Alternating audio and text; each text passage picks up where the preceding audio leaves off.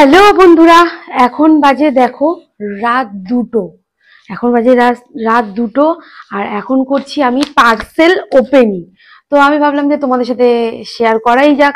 Flipkart থেকে কবে একটা পার্সেল অর্ডার করেছিলাম আমার ঠিক মনে নেই। তো এখন হচ্ছে এটা জাস্ট আনবক্সিং করব, দেখা যাক কি আছে।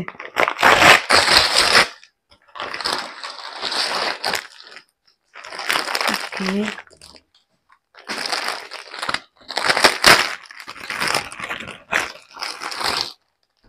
টান ওকে, এটা একটা নাইট শুট অর্ডার করেছিলাম এটা।